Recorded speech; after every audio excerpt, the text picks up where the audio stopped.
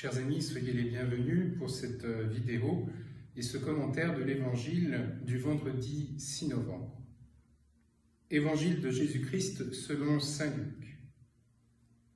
En ce temps-là, Jésus disait à ses disciples: « Un homme riche avait un gérant qui lui fut dénoncé comme dilapidant ses biens. Il le convoqua et lui dit: « Qu'est-ce que j'apprends à ton sujet ? Rends-moi les comptes de ta gestion, car tu ne peux plus être mon gérant. » Le gérant se dit en lui-même: « Que vais-je faire puisque mon maître me retire la gestion ? Travailler la terre, je n'en ai pas la force. Mendier, j'aurai honte. Je sais ce que je vais faire, pour qu'une fois renvoyé de ma gérance, des gens m'accueillent chez eux. » Il fit alors venir un par un ceux qui avaient des dettes envers son maître. Il demanda au premier: « Combien dois-tu à mon maître ?» Il répondit: « 100 barils d'huile. » Le gérant lui dit: « Voici ton reçu. Vite, assieds-toi et écris 50. » Puis il demanda à un autre: « Et toi, combien dois-tu » Il répondit: « 100 sacs de blé. » Le gérant lui dit: « Voici ton reçu, écris 80. » Le maître fit l'éloge de ce gérant malhonnête, car il avait agi avec habileté. En effet, les fils de ce monde sont plus habiles entre eux que les fils de la lumière. Alors, chers amis, il est bien clair que Jésus ne nous pousse pas à être malhonnêtes. Jésus donne l'exemple de ce gérant déloyal parce qu'il a été astucieux. C'est son raisonnement qu'il nous donne à méditer. Sa gérance laisse certainement à désirer, sinon son maître n'aurait pas autant de débiteurs. Et il a l'honnêteté de dire son incapacité, déguisée sous de l'orgueil, à mendier. Effectivement, pour lui se pose la question de sa subsistance. Concrètement, comment vais-je assumer ma vie de tous les jours puisque l'argent de mon maître a disparu par ma faute ? Son intelligence le pousse à falsifier les dettes des débiteurs de son maître afin de récupérer la différence pour lui. Finalement, c'est cette habileté que le maître trouve louable, puisque son ex-gérant a vu ce qui était primordial, premier, à savoir comment vivre, manger ou dormir, etc.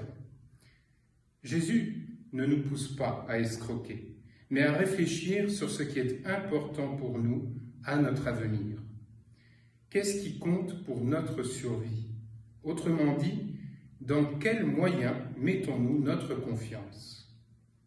Ce raisonnement, qui est celui du gérant, nous amène au cœur de l'enseignement du passage de l'évangile de saint Luc, qui est bien différent de celui du gérant, à savoir la condamnation portée sur l'argent trompeur. Et c'est à chaque fois en insistant sur le fait que l'argent est trompeur que Jésus veut attirer notre attention.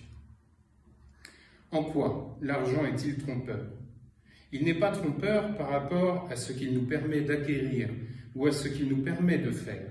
L'argent en soi n'est pas mauvais. Il est trompeur parce qu'il nous fait déplacer le centre de gravité, l'objectif vers lequel notre vie est orientée.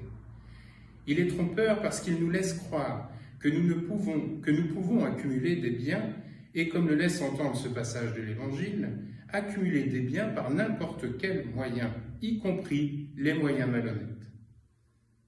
Il nous fait comprendre que l'argent nous trompe, nous donne l'illusion que nous allons pouvoir assurer notre existence, notre avenir, notre subsistance par la simple accumulation de biens. Alors que la véritable question est: de qui sommes-nous les serviteurs ? De qui dépendons-nous ?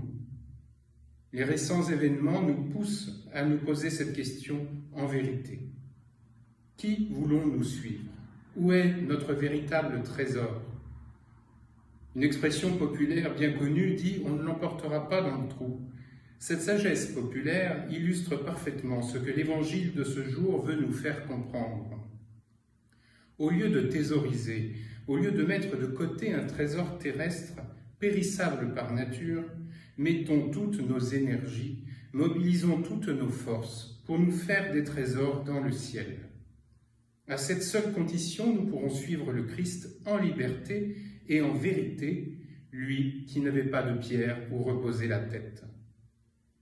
Chers amis, Que le Seigneur fasse de nous des disciples zélés à le suivre sur la voie de la simplicité, de la disponibilité.